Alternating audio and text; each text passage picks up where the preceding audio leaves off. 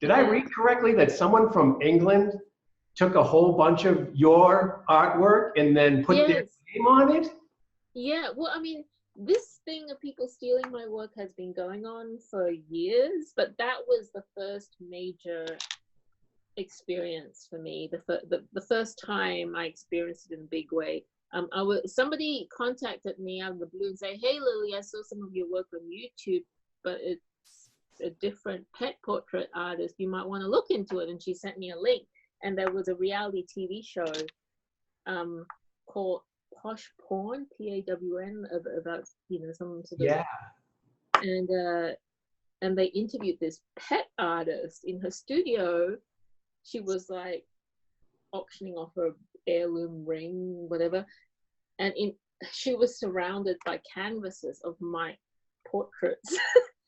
And there she was, like signing her name and stuff and putting like diamonds and on the canvases. And yeah.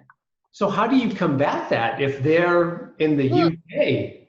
Well, it cost me a fortune. Like, I got a lawyer who basically, at the time, this lawyer did not know what she was doing, and there wasn't very much she could do.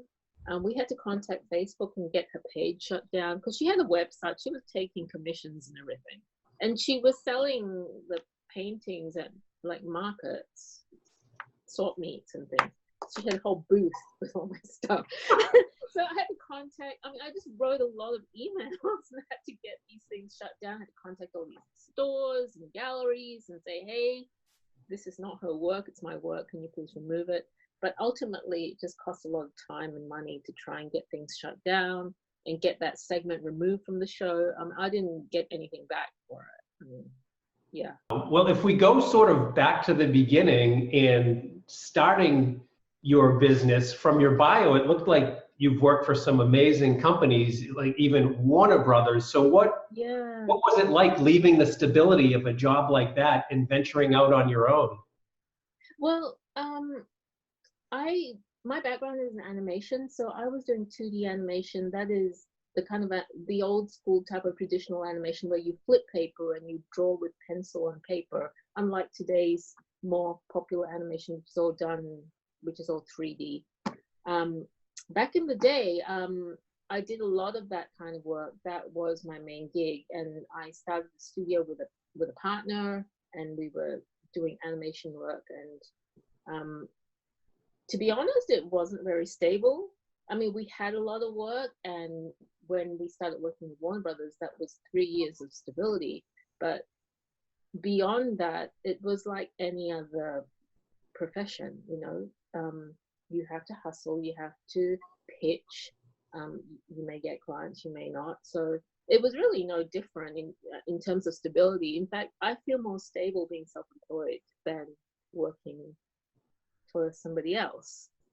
I mean, there are more expenses in that I'm in charge of all the overheads. I have to pay for my own health insurance and all that sort of thing. But I'm actually happier working for myself than, working for somebody else. And how did you wind up focusing on the pet industry with Doggie Drawings? Okay, that was sort of that wasn't a planned thing. I didn't plan to start Doggie Drawings. I didn't have any intention of getting into the pet industry. I adopted a dog, and he took over my life. I started drawing him. I drew my fosters and shared my work on the internet, and people contacted me and said, this was like going way back 10 years ago. They said, "Oh, can you draw my dog?" And it all started as a fundraiser. I asked people to donate money to Boston Buddies Rescue, and I would draw their dog in exchange. So it started off as almost a free thing that I did, a side project, a hobby project. I would draw people's dogs in exchange for their donations.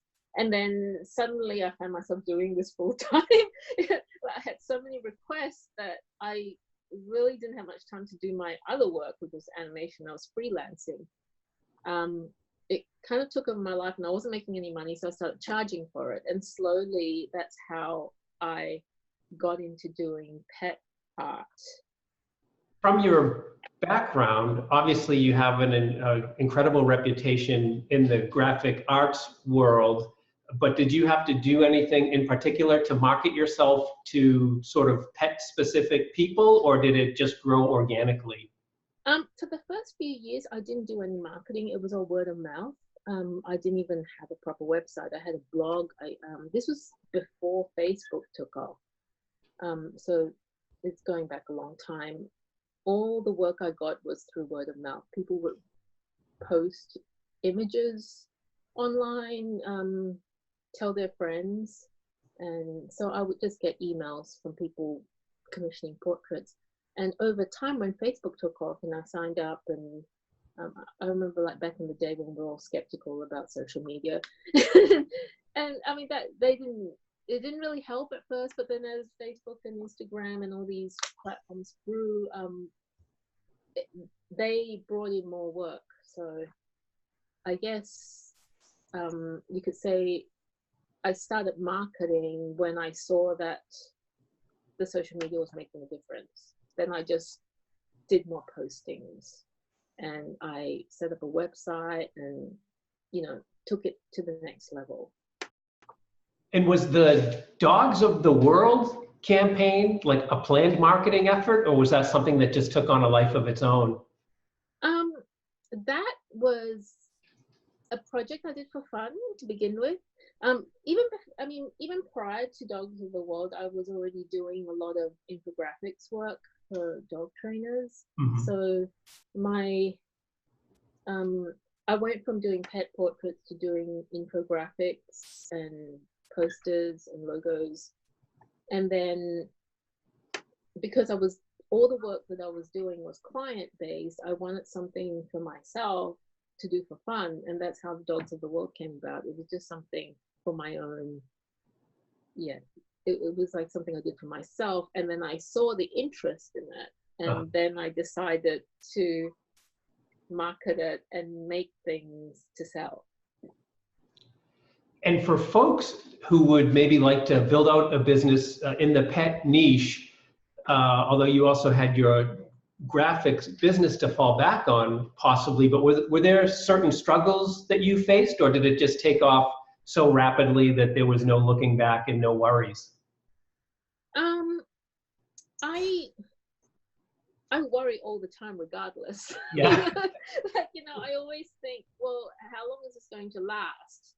I think I've been fairly lucky in that I've been consistently busy. I've never found myself without work. I mean, there's always something to do. If I'm not working on a project for someone, I'm creating something new that I can sell. So I don't put all my eggs in one basket. I'm doing pet portraits, I'm doing commission jobs, I'm creating new art to sell, I'm designing product to sell, I'm trying to get, I've got licensing that I'm doing, like, with the pillows and the blankets. I'm also wholesaling to shops. So I try to diversify in what I do so that I'm not completely reliant on one type of work.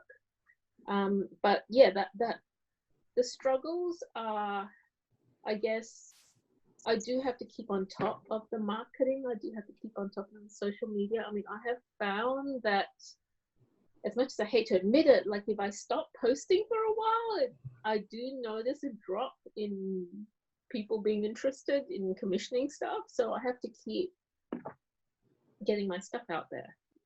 And do you have staff, or do you do all of this on your own? I do everything on my own. So like even the packing and the shipping and everything? Yeah, I do everything. I do all that. I pack, I ship. My closets are full of mailing tubes and boxes. And yeah, it's an apartment. So like, if I was to Marie Kondo the place, there'd be lots of things here that don't spark joy. What does a typical day look like for you then if you're doing everything on your own? Do you start off with like email and then try to get some creative time, or how does that work? Yeah, I split it up. I have emails. Whatever project I'm working on at the time, I work on that, and then I take my I deal with my Etsy orders. Usually people buy prints or pins, so I pack and ship. And sometimes there are some custom pet art to do, so I do that too. And so it's a mix of different things. And for other creative individuals out there who may want to get into the pet industry, what has the copyright process been like for you? Do you have to keep an attorney on retainer, or because I imagine a lot of people, as we discussed previously, are kind of maybe trying to take advantage of you and take your work? I do have copyright attorneys who are helping me. I still have a lot of copyright infringement that I deal with. This seems to be an ongoing problem, so yeah, I have attorneys on retainer.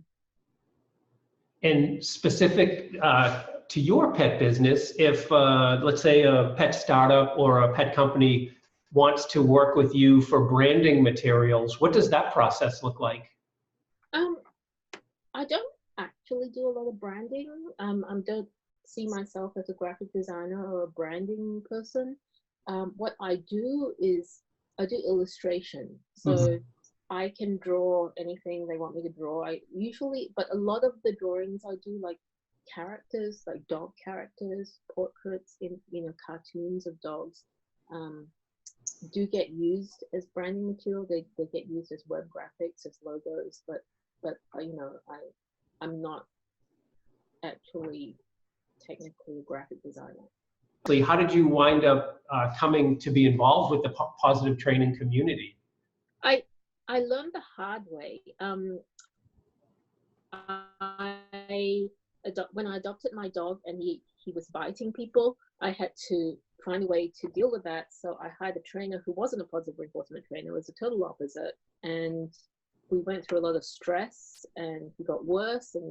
And that, being in that position sort of forced me to educate myself and learn about dog training and different methods. And that's how I learned about positive reinforcement training. And because it's such a rare thing, at least in my part of where I live in LA, I very rarely hear people talk about positive reinforcement training. Most people are still punishing their dogs and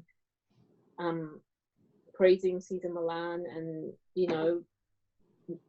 yelling at their dogs and jerking on leashes and stuff. So I see this every day. So I want to do my part in helping spread the message about. And did your dog react, as I'm sure we know, well to the positive reinforcement training? Yes. It was like night and day. I mean, he was like a much happier, responsive dog. He, and he was not under stress. He listened to me. I listened to him. We just had a much better relationship. I mean, we have a better relationship now. So yeah, I saw the difference and I wanted to learn more. So that's how I got into it. And, it's been such an honor connecting with different trainers who do positive reinforcement. I'm learning as I go along. So as I'm doing these jobs, working with trainers, it's an education for me too. Did I see you just co-authored or co-released a book? Yeah. So it's a book that is a collaboration with an author called Sassafras Lowry. She's in Portland. She's a writer. She's an author. She's written several books and she also writes dog articles. She trains dogs as well. So she contacted me and she wanted to publish a series of storybooks that you read to rescue dogs. And I agreed to collaborate with her. So I did all the illustrations. It's called William to the Rescue. And she did all the writing. I did all the illustrations and we've just released it. It's on Amazon. And I must be selling a few signed copies, signed by both of us on in my Etsy shop. For any potential pet industry would-be founders, do you have any recommendations or perhaps parting wisdom for them? Okay, I had to think really long and hard about this because I was asking myself, do I have any wisdom? You do. You're a successful. I have no wisdom. But so one thing am also part of this group called working with dog. It's like a little support group for people who are working in the pet industry, mostly photographers, artists, trainers. And so I kind of put this question to them. I said, I don't know what wisdom I have. Can you tell me if this is wisdom? So they all said, yes, you know, that's wisdom. You should definitely share that. So the thing I came up with was that one big lesson for me is learning to say no. And I think I spent most of my time with Doggie Drawings saying yes to everything and getting overwhelmed and feeling burnt out. And so I'm now much better at saying no to jobs that, like, you know, I've become a lot more selective about the sort of projects I want to work on. If they're not a great fit, or I'm not completely comfortable with something, or I'm just really busy and I don't have the time, I say no, you know.